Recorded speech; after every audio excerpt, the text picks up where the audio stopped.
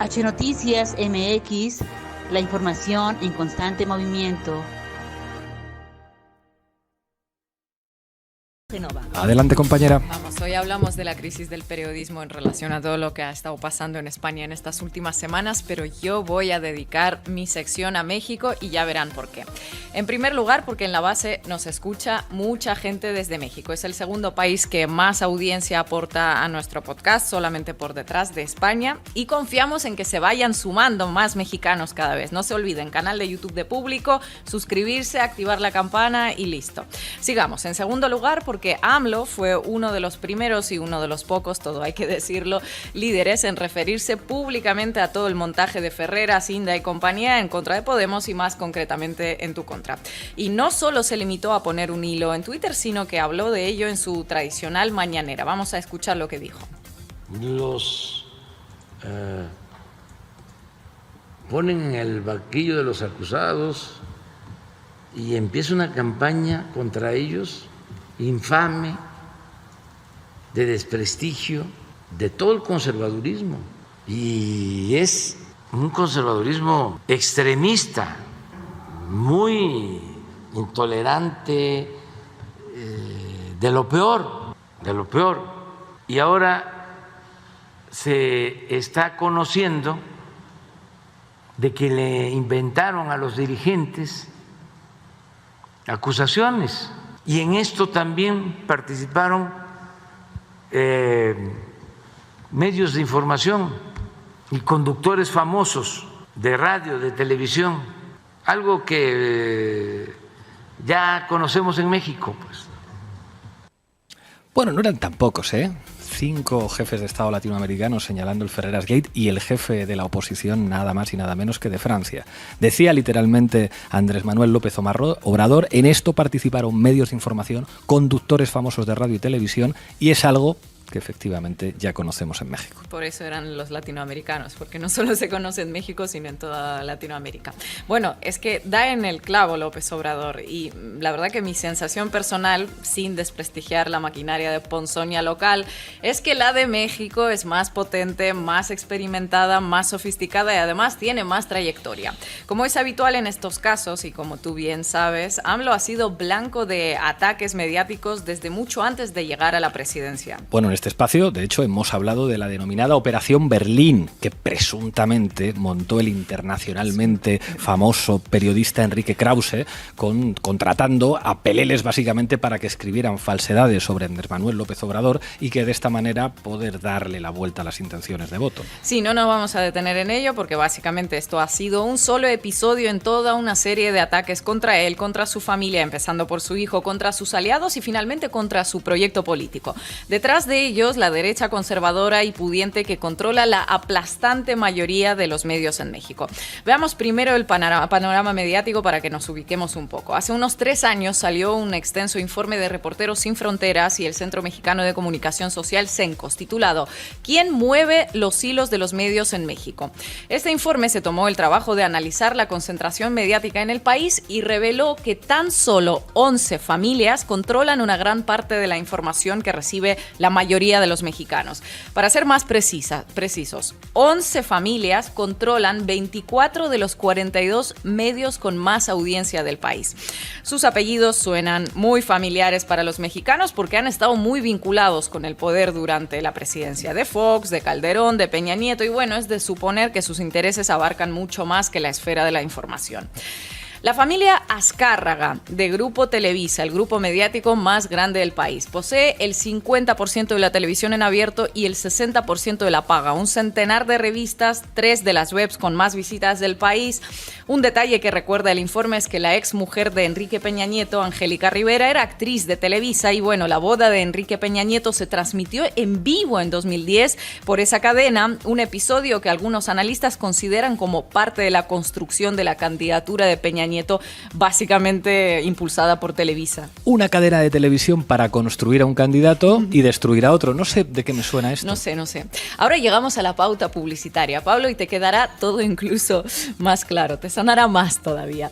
Porque en México esos grandes medios gozaban de asignaciones de dinero público para la publicidad oficial. Entre 2013 y 2018 se calcula que se invirtieron en torno a 2.000 millones de dólares. Esto en México se conoce popularmente como el chayote, sobornos para periodistas por parte de poderes fácticos. El otro día Paco Ignacio Taibo II nos habló de esto un poco sobre el concepto, lo explicó. No se lo pierdan, está en nuestro canal de YouTube. Pues esos medios recibieron millones en chayote. ¿Y quién fue el que más recibió? Redoble de tambores. Grupo Televisa. El Grupo Televisa. 2 de cada 10 pesos de publicidad oficial recibió. Bueno, 2 de cada 10, nos quedan 8, y esos 8 ¿para dónde fueron? Nos quedan 10 familias más y no todo va para esos Azcárraga de los de Televisa. Algo reciben también los familiares de Azcárraga. Porque como dice la presidenta de Madrid, la familia es lo más importante y ella es de lo más generoso compartiendo dinero con su familia, ¿verdad? Bueno, según ese informe, otra rama de la familia Azcárraga, los Azcárraga Madero y los Azcárraga Romandía, controlan el Grupo Fórmula, otro gigante de la información.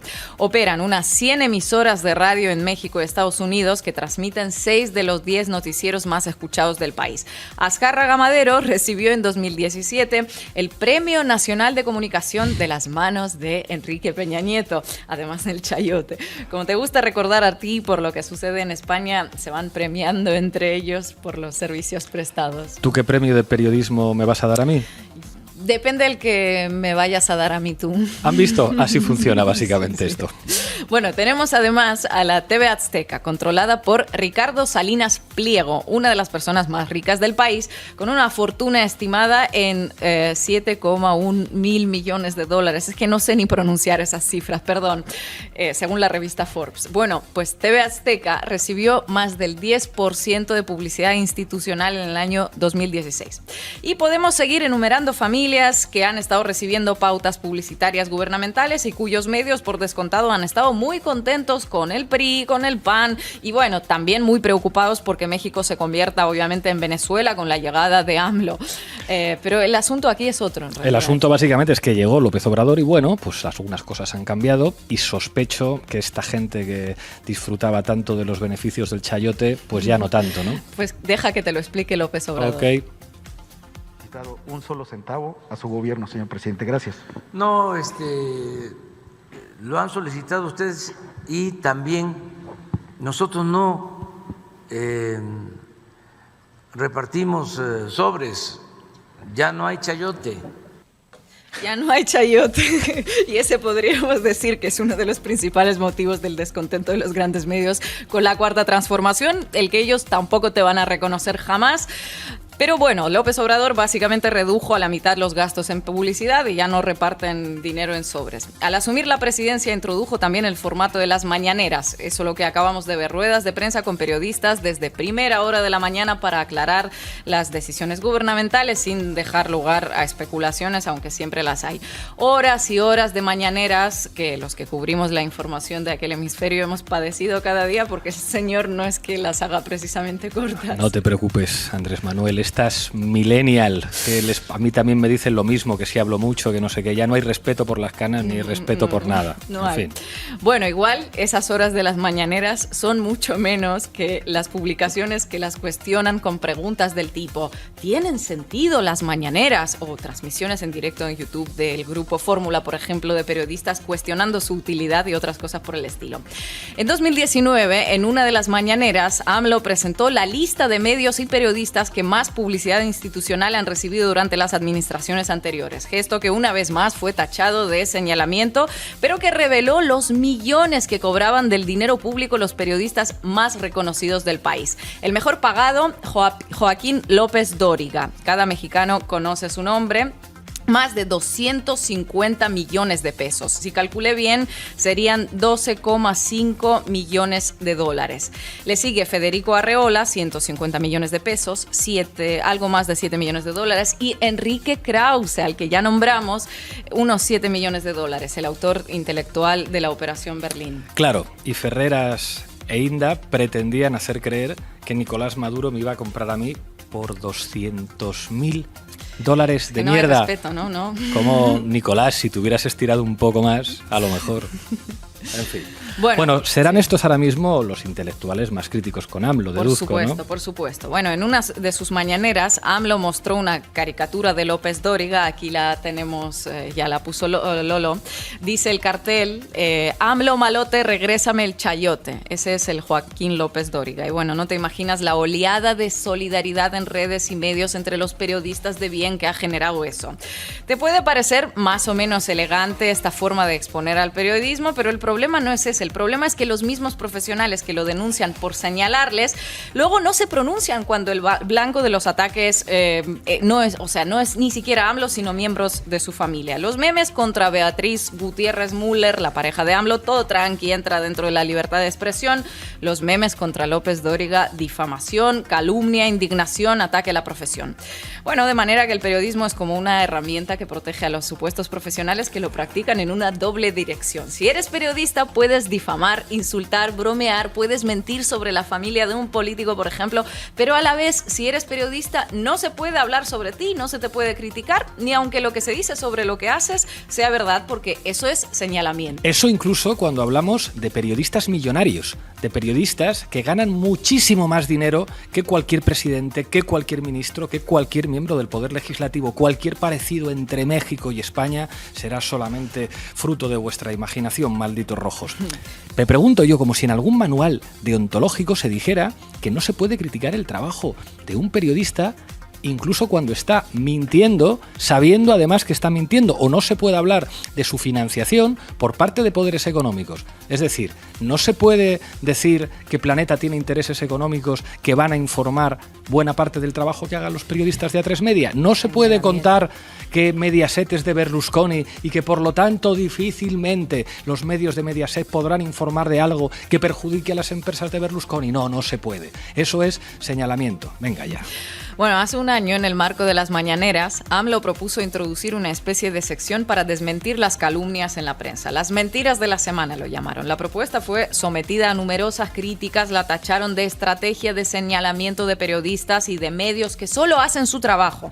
Salieron todos los periódicos de bien con titulares tipo ataque de AMLO contra la prensa, ofensiva gubernamental que amenaza la libertad de expresión y la pluralidad. Porque claro, publicar que uno de los hijos de AMLO, por ejemplo, compró un equipo de fútbol, acosar coordinadamente a su hijo menor en redes sociales por su físico, atacar a su mujer desde cuentas de periodistas con miles de seguidores, todo esto sí forma parte de la libertad de expresión. Bueno, como te imaginarás, solo cuento una parte menor y poco significativa de todo el panorama mexicano, pero ya te puedes hacer una idea de lo cotidiano que es. Todos los días una cosa nueva y no precisamente críticas a la gestión, que aunque también las hay, pero bueno, no estamos hablando de ello ahora mismo. Se podría resumir con esto que dijo AMLO recientemente. Y aprovecho para hacer un llamado a los radiodifusores, en especial los del Distrito Federal, bueno, la Ciudad de México. Están completamente ladeados.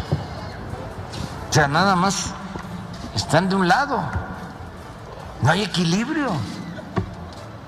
Todas las estaciones de radio en contra de nosotros, de Busca, Le Cambia, y todos los conductores de radio, hombres y mujeres, en contra.